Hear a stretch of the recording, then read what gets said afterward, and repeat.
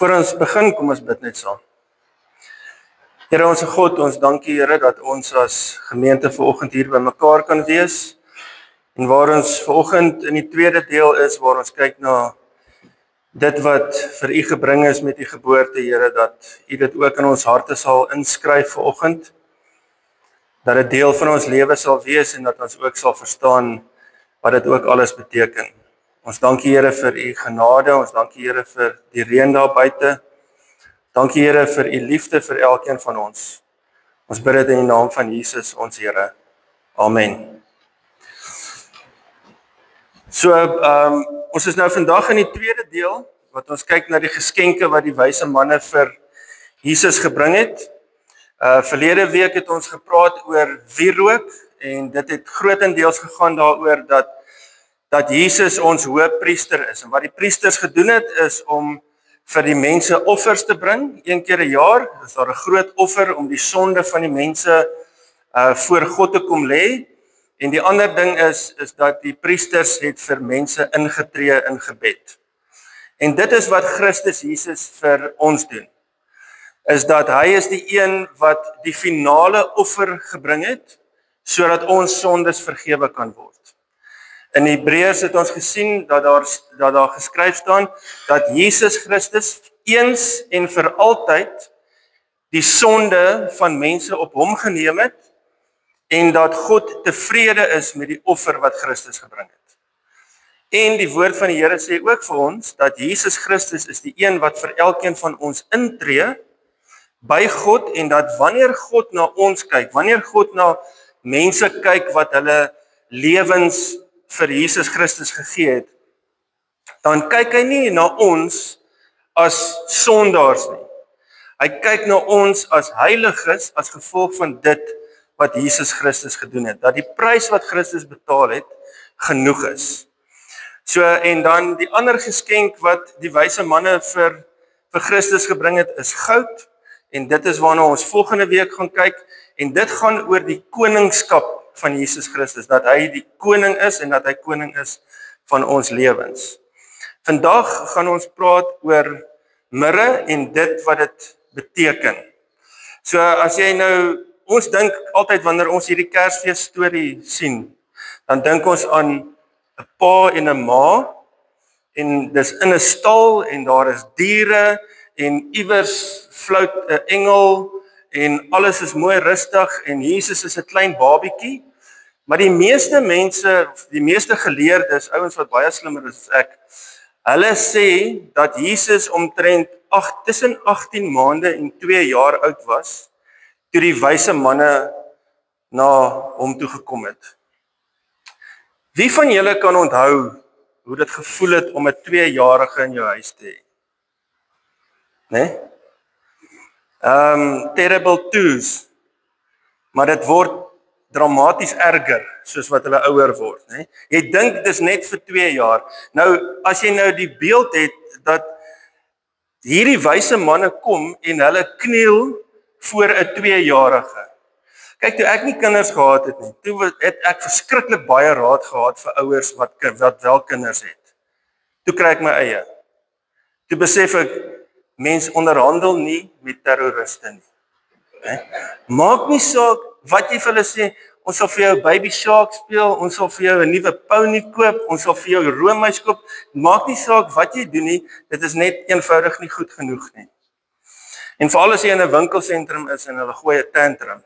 So vriende van ons se ma het eendag toe die dogtertjie so 'n tantrum gooi, toe val sy langs haar neer in die Pick n Pay op die grond. En die kind skrik so groot, sy spring reg op en gryp haar ma en sê, staan net op.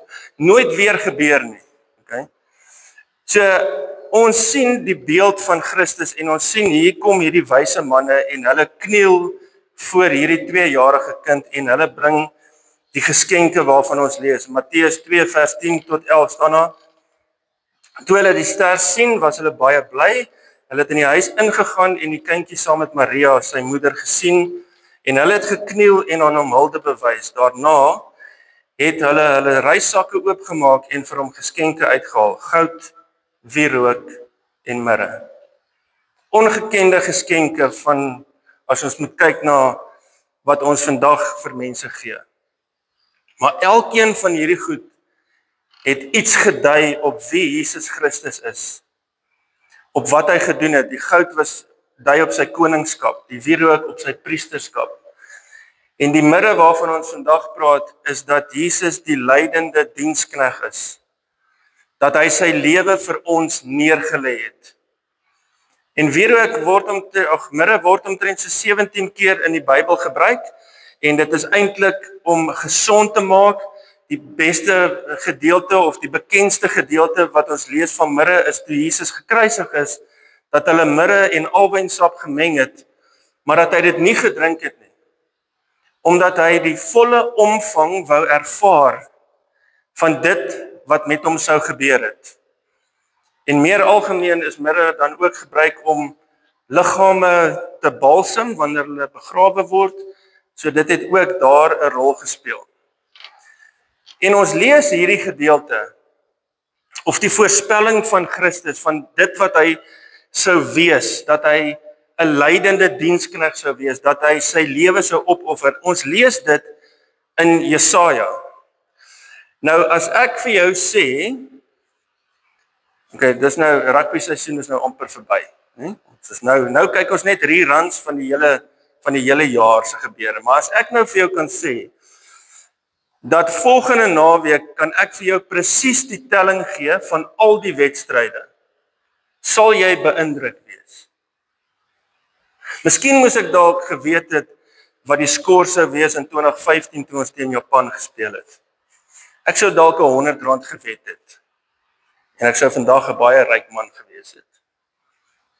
Wat daarvan as ek vir jou oor 700 jaar van nou af, vir die van julle wat nog hier gaan wees, oor 700 jaar van nou af, vir jou presies kan sê, wie in die World Cup final gaan speel, wie die spelers gaan wees wat daarin gaan speel en wat die telling gaan wees, sal jy dan beïndruk wees. En dis presies wat Jesaja gedoen het. 700 jaar voor die koms van Jesus Christus, het hy voorspel, het hy geprofeteer, dat Jesus vir ons gebore sou word. Dat God sy belofte sal nakom. En hy het dit in besondere detail geskryf, van wat met Jesus sou gebeur. Maar voor ons by daai gedeelte kom, moet ons ook besef dat Jesaja sê vir ons dat ons het 'n probleem. Die probleem is dat hy ons vergelyk met skape. Wie van julle is skaapboere? Wie van julle het 'n skaap iewers in jou erf of 2? Okay? Dis nie regtig 'n kompliment nie. Dis nie regtig 'n ding om te sê, jy weet, jy word vergelyk met 'n skaap, so jy is nou eintlik goed nie. Dit het eintlik voorspel dit vir ons en dit sê dit vir ons dat ons 'n probleem het. En hy sê in Jesaja hoofstuk 53 vers 6, dan sê hy, ons het almal gedwaal soos skape. Ons het elkeen sy eie pad geloop, maar die Here het ons almal se sondes op hom laat neerkom. Om 'n skaap te wees is nie 'n kompliment. Ek weet nie of julle al gesien het, as daar 'n sirkus is, daar's nooit skape betrokke nie. Daar's 'n leeu, want jy kan 'n leeu tem tot op 'n punt. Daar's selfs 'n olifant wat op 'n stoel kan sit. Jy kan 'n marmot iets leer. Jy kan 'n hamster iets leer. Jy kan selfs 'n voël iets leer, maar jy kan 'n skaap niks leer nie. Skape is nie van die skerpstes nie. So die woord van die Here sê vir ons, julle is nie leeu's of arende nie, want dit sou baie nice gewees het. Julle word vergelyk met skape. En daar is 3 eienskappe. Die eerste ding is, 'n skaap is weerloos. Ons almal weet dat gewoonlik wanneer jy jou skape skeer, dan kom daar 'n koue front. En dan bly die helfte oor. Okay? Die tweede ding van skape is dat hulle volg blindelings. Het julle al gesien, as die een in 'n rigting hardloop, dan hardloop almal. Julle kan gaan Google, en dit was in 2005, in Turkye, het daar 1500 skape oor 'n afgrond gespring. Die eerste 450 is dood, die res het oorleef, want hulle het daarom op 'n matras geval. Okay? So hulle volg blindelings, hulle voeter oor afgronde. So hulle is nie baie slim nie. Hulle gaan saam met wat voor hulle gebeur. En skape is wandelaars. Ons sien wat ander mense doen en ons doen presies dieselfde. Ons sien, ons is in finansiële moeilikheid en ons doen ons eie goeders en dit word net al hoe erger. Ons volg die massa. En daarom sê Jesaja vir ons dat ons het hulp nodig. Vers 6 tot 7 dan sê hy, ons het almal afgedwaal soos skape, ons het elkeen sy eie pad geloop, maar die Here het ons almal se sonde op hom laat neerkom. Hy is mishandel, maar hy het geduldig gebly, hy het nie gekla en soos 'n lam wat na 'n slagplek toe gelei word. Ek wil vir jou vra, het jy al ooit pyn ervaar? Is jy al ooit sleg behandel deur ander mense? Was jy al ooit verwerp? Het iemand jou al ooit oorgesien? Het iemand jou onregverdig gekritiseer? Het iemand jou beskuldig van goed wat jy nie gedoen het nie? Vers 3 tot 5 van Jesaja 53 sê dat Jesus was verag en hy was deur die mense verstoot. 'n Man van lyding wat pyn geken het. Iemand vir wie die mense die gesig wegdraai, hy was verag. Ons het hom nie gereken nie. Toe hy met ons lyding op hom geneem, ons siektes het hy gedra, maar ons het hom beskou as een wat gestraf word, wat deur God geslaan en gepynig word. Ons oortredings is hy deurboor, oor ons sondes is hy verbrysel. Die straf vir ons vrede moes bring, was op hom. Deur sy wonde het daar vir ons genesing gekom. En wanneer ons in hierdie tyd van die jaar is en ons praat oor die geboorte van Jesus, dan is dit half asof Christen mense sê, dis 'n baie mooi storie. En wanneer ons praat oor die kruisiging van Jesus Christus, dan wonder mense, hoekom moes dit nou eintlik gebeur het? En dit is baie keer dat ons as Christene, ek weet nie of ons altyd die omvang verstaan van wie Jesus Christus is en wat hy vir ons gedoen het nie. Ek weet nie of ons altyd besef waardeur hy moes gegaan het nie. Ons gaan so nou en dan kerk toe, ons woon so nou en dan die nagmaal by en dit is vir ons 'n besondere oomblik, maar verstaan ons regtig waar wat Christus vir ons gedoen het? Die geboorte van Christus was nie maar net nog 'n geboorte van iemand nie, dit was waar God kom sê het dat die plan wat hy het om mense vry te maak, om mense nuut te maak, kom deur sy seun en dit kom deur Jesus Christus.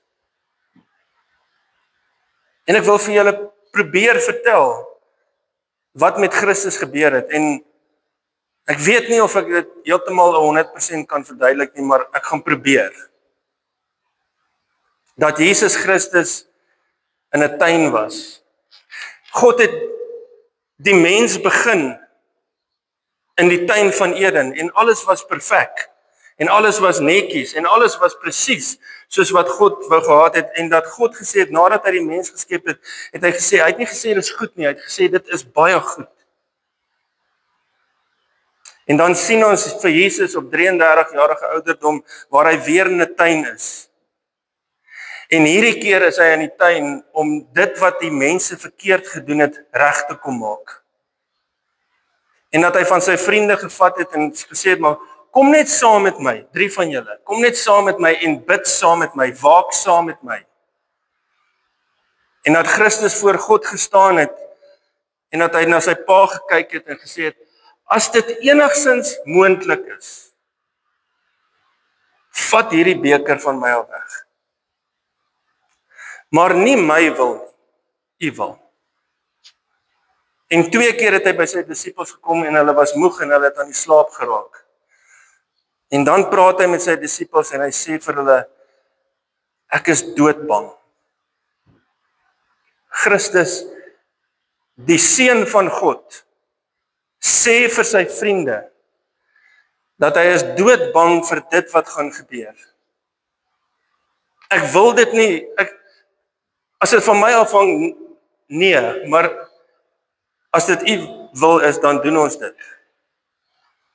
En dat een van sy disippels, een van hulle wat naby aan hom was, Judas, hom verraai het met 'n soen, en dat hy oorgegee is om gekruisig te word, om geslaan te word, om doodgemaak te word. En dat hulle 'n doringkroon gevat het en dit op sy kop gesit het. En vir hom geskree het, koning van die Jode. En dat hulle hom met stokke geslaan het op sy kop, om daai dorings dieper in sy kop in te kry. Dat hulle hom geslaan het. As jy gaan kyk na die prentjies van daardie goed wat hulle gebruik het om hom mee te slaan, daar's klein stukkies glas en been in, om jou liggaam oop te ruk. Dat hulle hom gespot het vir wie hy was. En na dit alles het hulle die kruis gevat en hulle dit op sy skouer gesit. Dat hy vir 300 meter verder moes loop tot op Golgotha, waar hy gekruisig sou word. Die spykers wat hulle gebruik het, was tussen 15 en 23 cm lank. Dis so lank. En hulle het hom neergesit op die kruis. En hulle het die spykers deur sy hande gekap, hierso deur sy pols, nie deur die hand nie, hierdeur. En deur sy voete, hier. En die enigste manier hoe hy kon asemhaal is om homself op te trek en op te stoot op daai spykers, sodat hy net vir 'n rukkie kon geleef het. En die Seun van God, wat ons vier wat mens geword het in hierdie tyd, het in die openbaar gehang, skaam en kaal en vernederd, dat dit wat hy gemaak het, die skepsels wat hy gemaak het, spot die skepper van alles. En hulle besef nie wat besig is om te gebeur. Hulle besef nie dat Jesus besig was om sy lewe te gee nie. Alles wat vuil en sleg en onheilig en sondig was, is op Christus geplaas. Maar dit was nie die ergste. Die ergste was dat hy in 'n oomblik gekom het wat hy besef het dat hy alleen is en dat hy gesê het, my God, hoekom het jy my verlaat? Want God is heilig en hy kan nie eenvoudig net na sonde kyk en niks daaraan doen nie. En vir 'n oomblik het Christus ervaar wat ek en jy nooit sal ervaar nie. En dit is om sonder God te wees. Dat sy Vader hom alleen gelos het. En op die einde het Jesus gesê, dit is volbring. Die prys is betaal. Dit is goed genoeg. Dit wat Christus gedoen het, is goed genoeg. Alles, al die woede van God, alles wat hy gehaat het, is op Christus geplaas, sodat ek en jy vry kan wees. En Christus Jesus het sy gees vrywilliglik in die Vader se hande geplaas. Die woord sê vir ons dat Jesus Christus, niemand het dit van hom af weggeneem nie. Dit wat die Jode wou gedoen het, dit wat hulle wou bereik het, hulle wou Jesus se lewe neem. Maar Jesus gee dit vrywilliglik in God se hande. En 700 jaar voor dit gebeur het Jesaja voorspel dat Christus sou kom, dat ons hierdie tyd sou vier, maar dat ons moet verstaan hoekom hy gekom het. Hoekom Christus na hierdie wêreld toe gekom het. Vers 8 en 9 sê, terwyl hy gelei het en gestraf is hy weggeneem. En wie van sy mense het dit ter harte geneem, dat hy afgesny is uit die land van die lewendes. Hy is gestraf oor die sondes van my volk. Hy het 'n graf gekry by goddeloses. Hy was by sondaars in sy dood, al het hy geen misdaad gepleeg nie. Al was hy nooit vals nie. Na sy bitter lyding het hy weer die lig gesien en hy sal die Here ken. My dienaar, die regverdige, sal baie mense regverdig maak. Hy sal die straf vir hulle sondes dra. Dit is wie Jesus Christus is. Wat maak ons geloof, ons Christendom? Wat maak dit anders as Boeddhisme of Islam of enige ander godsdienst in hierdie wêreld? Wat dit anders maak is dat God het mens geword. Hy het sy lewe vir ons kom gee. In die Ou Testament het hulle die Paasfees gevier en dan het hulle die lammetjie gevat en hulle die lam geslag en hulle die vleis geëet en hulle het die bloed aan die kusyne gesmeer sodat die doodsengel by hulle moes verbygaan en een keer 'n jaar het God gekom en hy het die sondes van mense vergewe oor die bloed wat gevloei het.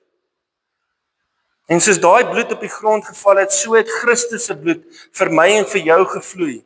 So het dit op die grond geval en dat God gesien het dat die offer wat gebring is vir eens en altyd genoeg. Dat dit wat Christus gedoen het, is genoeg. Dat Christus deurboor is vir my en vir jou. Hy is verbrysel sodat ons sondes vergewe kan word. Hy is geslaan sodat ons vry kan kom. Al die spot en al die skaamte en al die woede van mense en van God wat op hom geplaas is daar sodat ek en jy in 'n verhouding met God kan leef, sodat ons kan weet dat ons sondes vergewe is. Dat hy sy lewe vir elkeen van ons gegee het. In Lukas 9 vers 22 dan sê Jesus, want het Jesus gesê, die seun van die mens moet baie ly, die familiehoofde en die priesterhoofde en die skrifgeleerdes, die mense wat geweet het van Jesaja se voorspelling. Hulle het geweet daarvan. En hulle is die mense wat hom verwerp. En hy moet doodgemaak word, maar op die 3de dag weer opgewek word. En toe sê hy vir almal, hy sê, as iemand agter my wil aankom, hoor wat dit beteken, as iemand agter my wil aankom, hy het nie gesê, jy gaan die beste lewe hê nie. Hy het nie gesê, jy gaan die meeste geld hê nie. Hy het nie gesê, bou vir jou die beste huis nie.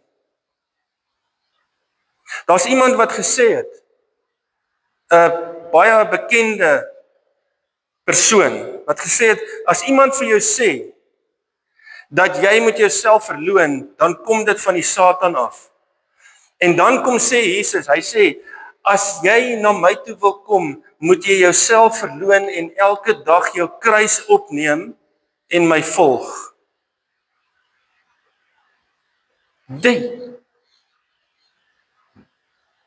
Dat ons eie lewe moet neerlê. Hierdie tyd van die jaar gaan nie oor tradisie nie. Dit gaan nie oor die gammon wat nou in die vrieskas lê nie. Dit gaan nie oor om lekker te eet nie, dit gaan nie oor om nice tyd saam met jou mense te spandeer nie, hoewel dit goed is om dit te doen, maar hierdie tyd van die jaar is om te sê dat Jesus Christus is gebore uit 'n maagd. Hoekom 'n maagd? Het jy al vir jouself daai vraag afgevra? Hoekom moes Jesus uit 'n maagd gebore word? Sodat daar nie 'n aardse pa betrokke is, sodat hy die sondige aard van die mens kan erf nie. Hy moes uit 'n maagd gebore word deur God, deur die Heilige Gees van God, sodat hy die aard van sy hemelse Vader het. Heilig, onbevlek, onskuldig, rein,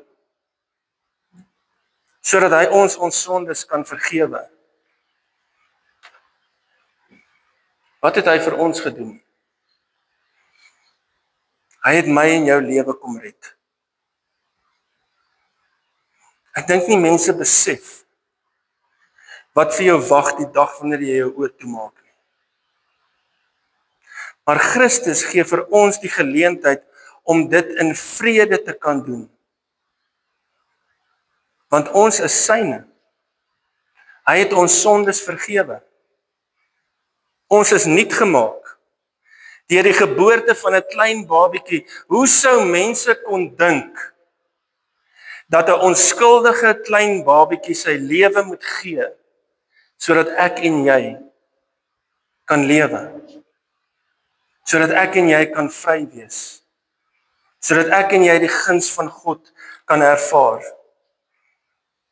Die wyse manne bring vir hom geskenke van goud en wierook en mirre, wat wys op die koningskap en die priesterskap en die dienskneg van dit wie Jesus Christus is. Vreemde geskenke. Maar hierdie is goeie nuus. Dat ons kan dankbaar wees dat God die plan gemaak het. Dat Jesus die plan kom uitvoer. Dat die Heilige Gees daai plan in ons lewens plant, sodat ons kinders van God kan wees. Dat ons in hierdie tyd nie Kersfees vier vir die tradisie nie, maar dat ons in hierdie tyd Kersfees vier om te weet dat in die wonde van Jesus Christus het daar vir jou genesing gekom. Sielkundige genesing, emosionele genesing en fisiese genesing. Dat God alles kom nuut maak deur wie Jesus Christus is. Hoe het jou lewe verander vandat jy Christus ken? Wat 'n impak het hy op jou lewe gehad? 'n Man wat ons nooit self geken het nie. Maar 'n man wat na hierdie wêreld toe gekom het sodat ek en jy in 'n verhouding met God kan wees. Dat ons sy liefde kan ervaar. Dat ons kan weet dat hy sy lewe vir ons gegee het. Daar's een naam wat alles kan verander. En daai naam is Jesus Christus. As jy hom ontmoet het, sal jou lewe nooit ooit weer dieselfde wees nie. Want hy verander ons hart. Hy breek die grense af tussen ons en God. Hy gee vir ons 'n geleentheid om deel te hê aan die koninkryk van God. Om sy vergifnis te kan ervaar. En as jy vanoggend daar sit en jy luister later na hierdie boodskap en daar is hierdie geweldige ding op jou lewe waarvan jy net eenvoudig nie kan ontslaa raak nie, wat jy met jou saamdra, dan wil ek vir jou sê vandag, bring dit na Christus toe en los dit by hom. Ons mense, dis hoekom hy sê ons is skape. Want ons los die goed en dan loop ons 2 tree verder en dan voel ons baie goed oor onsself en dan skrik ons weer vir wat gebeur en dan tel ons alles op want ons moet dit uitsort. Terwyl God vir ons sê, maak nie saak wat nou in jou lewe gebeur nie, of jy in hierdie tyd ingaan, as jy in hierdie tyd ingaan met groot hartseer. Weet jy wat doen Kersfees? Hierdie tyd van die jaar, dis asof daar 'n kollig geskyn word. As dinge in jou lewe goed is hierdie 'n fantastiese tyd. As dinge in jou lewe bad is op hierdie stadium, dan is dit die moeilikste tyd, want hier is mense in hierdie gemeente wat nie 1 nie, nie 2 nie, maar 3 mense verloor het in hierdie afgelope tyd. Maak nie saak wat jy ervaar nie. Dat Christus weet presies waardeur jy gaan.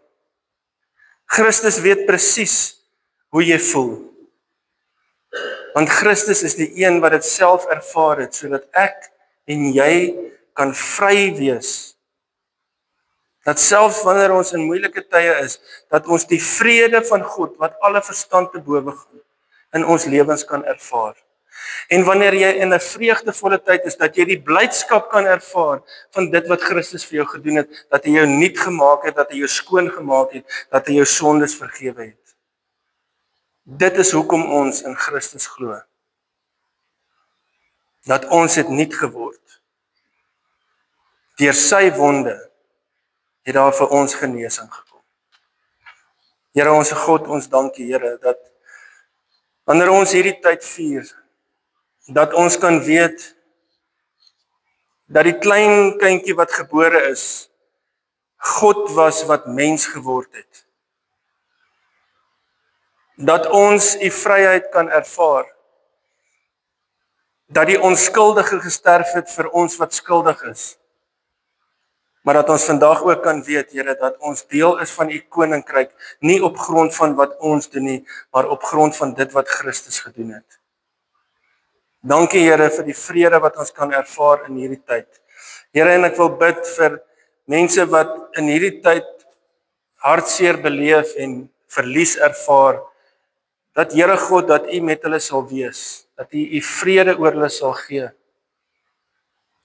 Ek wil bid, Here, dat hulle wat op 'n goeie plek is, dat hulle u blydskap kan ervaar en kan deel in dit wat Christus vir ons gedoen het. Dankie, Here, dat ons as gemeente voor u kan kom en kan weet dat deur u wonde het daar vir ons genesing gekom.